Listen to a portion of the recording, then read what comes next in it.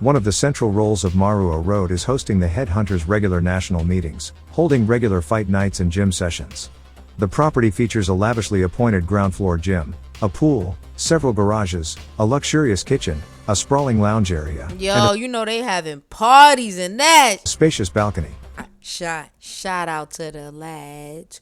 Hold on. Shout out to the lads. Yo, lads, doing, man. You click the title, you read the page. Shout out New Zealand. Shout out New Zealand. Yo, listen, I've been getting into my New Zealand wave lately, you know what I mean? I definitely heard a few New Zealand artists, you know, they doing their thing, I ain't gonna lie. I definitely want to hear some more, though. I want to hear some New Zealand gang banging type shit, you know what I mean? Like, they not like us type shit. So send me those New Zealand rappers that's out here doing their thing. Shout out to Grid Sparta. What's this? The Notorious Gang Pads of New Zealand. This is gonna be exciting, you know what I mean? So subscribe for the vibe. Let's go, let's get it.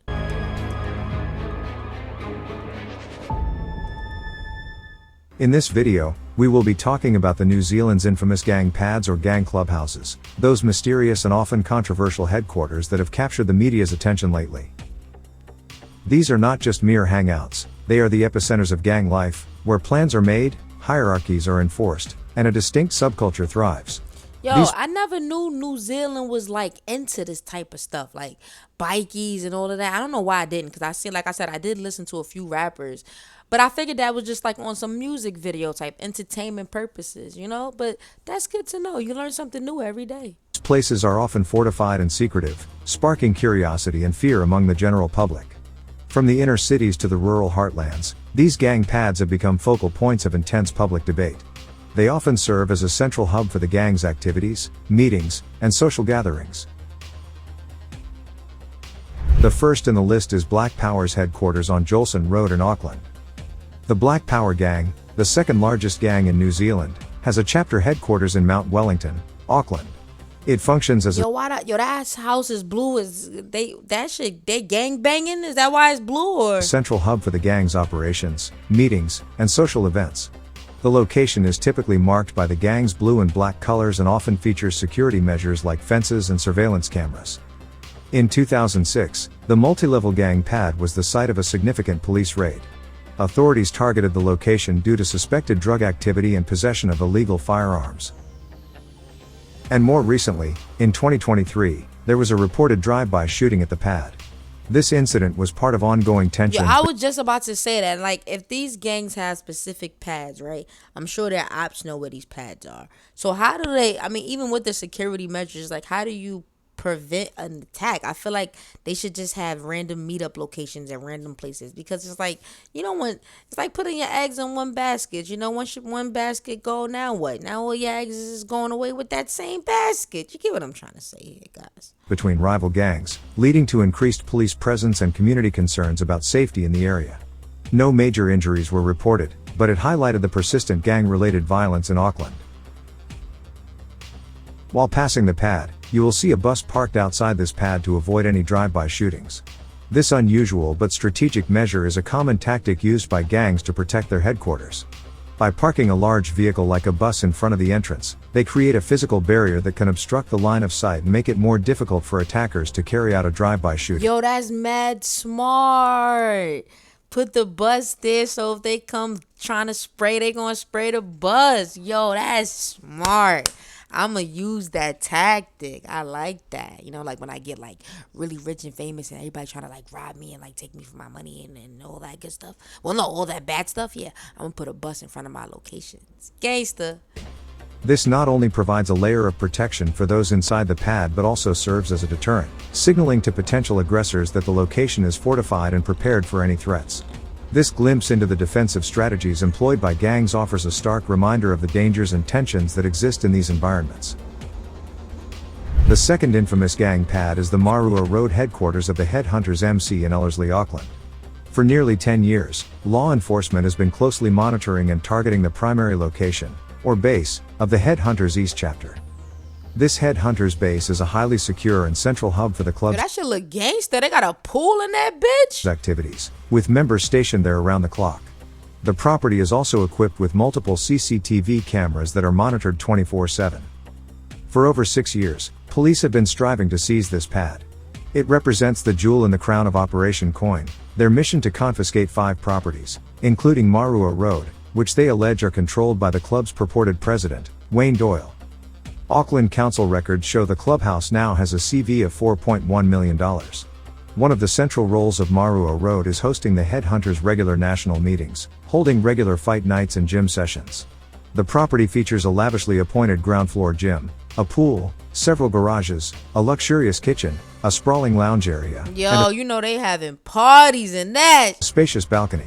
Its amenities cater to both relaxation and fitness, providing the club members with comfort and functionality amidst their operations. Over the years, the pad has been in the news often and has been the center point of various police raids and investigations aimed at curbing the club's criminal activities. The third on the list is the Mongrel Mob Mataura gang pad. The Mongrel Mob is the biggest gang operating in New Zealand. It has an extensive network of over 30 chapters spread across the country, and it What has does that mean when they say chapters? What does that mean? expanded its operations to countries like Australia, Canada, and various Asian nations. Not only is the Mongrel Mob the largest gang in New Zealand, but it also holds the distinction of being the largest prison gang as well. Its influence and activities are particularly notable in areas such as Auckland, King Country, Kawerau, Opotiki, Waikato, and Hastings.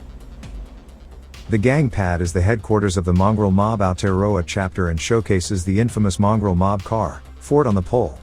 Oh, that's gangsta. Nah, they got the best house. I ain't gonna lie. What the best pad. Car is painted in mob colors, red and black, and has words Zieg Heil, the Mongrel Mob gang chant, painted on its hood. The car is visually designed to reflect the gang's identity. It is painted in the iconic colors of the gang. These colors hold significant meaning within the gang's culture and serve as a visual representation of their unity and loyalty. The presence of the car at the gang pad demonstrates the gang's pride and association. Yo, and that's the largest gang. I ain't gonna lie. I always wonder, like, when these dudes is deciding, like, which bikey club to join and stuff, like, wouldn't you want to go with the largest one? But then again, what if the largest one is like the different like hood than yours? Now you really can't, because then it's like some switching up type of shit. So I get it. With its mighty patch. The gang headquarters stands out as a distinctive establishment, not only within New Zealand but also worldwide. You won't find a fort on a post in Mongrel Mob colors anywhere else in the world. The pad has been the center of police raids and arrests, with the latest occurring in June 2023, when at least 20 Mongrel Mob members were arrested in a Southland-based police sting following raids across the country. A total of 85 charges were laid against them, including attempted murder. Next on this list is the Canterbury headquarters of the International Bikie Club, the Mongols MC, located at the old sawmill on 2239 Main South Road, Burnham. The clubhouse has been described as the scariest place to be after sunset. I was just about to say, is that a chainsaw? It was raided and shut down by authorities in 2020 after becoming the scene of a murder involving the death of Headhunters MC Club associate Kane Wayman. Mongols president Lyndon Sheed was later found guilty of manslaughter, while his daughter and a club prospect were cleared of murdering Wayman at the New Year's Eve party that ended in tragedy. The clubhouse, on a 2-hectare rural section near Burnham Military Camp, is surrounded by a 2-meter-high perimeter iron fence and locked gates. Closed-circuit television cameras are installed at various points and high levels of security are evident. With the busy State Highway 1 running past its front gate, the gang headquarters has been a topic of much morbid fascination and interest for nearly 3 years since the Mongols set up a presence in the region. After establishing a strong foothold in the Bay of Plenty, they moved south and patched over ex-members of the Notorious Hells Angels MC. Black motorbike skid marks can be seen on the concrete floor. Oh, that's gangsta. They was doing donuts. The interiors include a pole dancing stage. Ooh, it be going down in New Zealand, baby. They got the stripper pole. Okay. So you see, they not just out here, on the bikes. You know what I mean? They know how to have a good time at Ilche, Ilche. Lounge, a Mongols Yes. bar, spa bath, barbecue area and a water fountain. The clubhouse is highly desirable and ideal location for club members and offers amenities, security, and a sense of belonging that club members find attractive and fulfilling. Next on the list is the highly decorated Mongrel Mob Pad in Hamilton, the home of the Mongrel Mob Waikato chapter located at the Iron Dog building on Bandon Street. Yo, he looks like a psychopath. The pad has received extensive coverage in the mainstream media and has been the center of various celebrations, workshops, and meetings. It also serves as the office of Mongrel Mob Kingdom President Sonny Fachupeto. From 2019, the pad is viewed as a place to focus on education, health, and employment while addressing the challenges caused by and affecting gang members, such as suicide, violence, alcohol, and drug abuse. That year the gang pad garnered media attention when it hosted a workshop in Hamilton featuring a diverse lineup of speakers, including former politicians, counselors, Yo, look what he got in his hand as he's talking to them, yo. and abuse survivors. The event garnered significant media. Nah, bro, this is insane. One wrong move is over. They all look like psychopaths. This looks scary for some reason. I don't know. Attention. Despite initial skepticism, the workshop was considered a success and unfolded with a mix of patched gang members, families, and media representatives mingling together. However, the gang faced backlash when Mark Anthony Griffiths, the second in charge and a member known for its tough stance against methamphetamine, admitted guilt to charges of importing, possessing, and supplying commercial quantities of the drug in the High Court in Hamilton. Sixth on this list is the Hells Angels headquarters on Brentwood Avenue in Mount Eden, Auckland. The clubhouse made headlines last year when one of the most senior members of the Hells Angels motorcycle club in Auckland, Mark Henry Allport, was farewelled with a large motorcycle ride across the city. Allport died after a short battle with cancer on May 11 at the age of 65. The service was held at the Hells Angels Central Auckland headquarters on Brentwood Avenue in Mount Eden, followed by a motorcycle that look gangsta procession north to Schnapper Rock Cemetery on the North Shore. The Hells Angels Auckland charter was formed in 1961 and was the first to emerge outside of California. There are now Auckland, Wanganui, Nomads, Central, Nelson, South Auckland, and Christchurch charters, along with the Hells Angels Nomads offshoot based around the North Shore. In 2011, the Brentwood Avenue clubhouse was searched as part of an operation involving New Zealand police and customs. The Hells Angels were unaware that an undercover officer had infiltrated their ranks. The agent was welcomed into their Auckland pad at Brentwood Avenue and even allowed to ride with. Ooh, that undercover officer bugging. I know he tripped. I know every day he went to work he had anxiety. Like, bro, if they find out you a rat, bro, off with your head. Them on their recent poker run. Besides these gang pads, several others like the Tribesmen gang pad on Tanner Street, Woolston, Comanchero gang pad on Thacker's Quay, and Mongrel Mob Aotearoa clubhouse in Marianui also made headlines. In 2022, Tribesmen gang pad was raided by police as they made several arrests as part of an investigation into a series of shootings at homes in Christchurch. Goddamn dogs. Members of the Tribesmen were thought to have been involved in the incidents. One arrest was made from the pad. In June this year, it was revealed that police were trying to obtain court orders to confiscate the $540,000 clubhouse. The property includes a house on the front of the section and a large total span shed at the rear. Mongrel Mob Aotearoa clubhouse on Fitzgerald Place came in the media when Napier councillor Maxine Bogue defended the Mongrel Mob signage near a playground and said it was not intimidating. The 16-year local councillor took to Facebook after a story appeared about a newly painted Mongrel Mob addition to the fence of a Napier property that borders Fitzgerald Place playground. The signage was meters long and highly visible to anyone visiting the reserve. The park includes a playground and basketball courts. Bogue said the mob and gang pad had long been a part of the community fabric. Bogue said community groups will continue to use the reserve and won't be scared off by the new addition to the fence.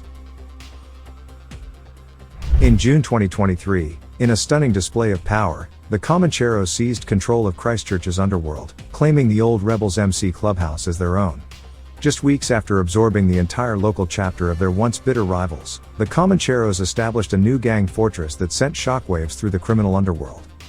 For Shockwaves is funny. Significant period, the rebels had established their heavily fortified stronghold in the industrial expanse of Thacker's Quay, nestled within the eastern suburb of Woolston.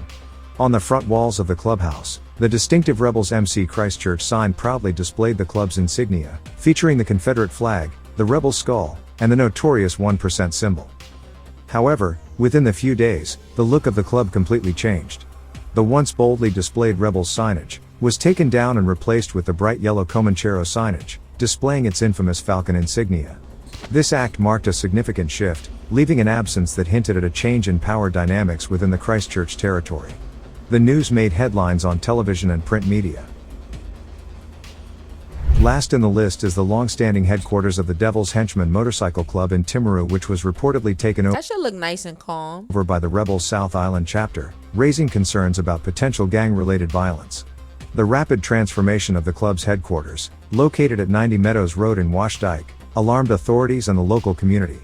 While it remained unclear whether the property was sold, leased, or rented, the presence of Rebels colors and signage indicated their intention was to stay and expand.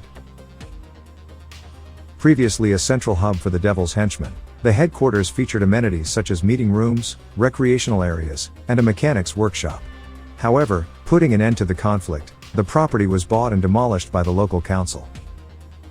According to reports, the council spent more than $2 million on it. The section is now listed for sale on the council's website. Damn, y'all think somebody gonna buy it? Drop a comment. Let me know. Subscribe for the vibe. Shout out to Grace Barter.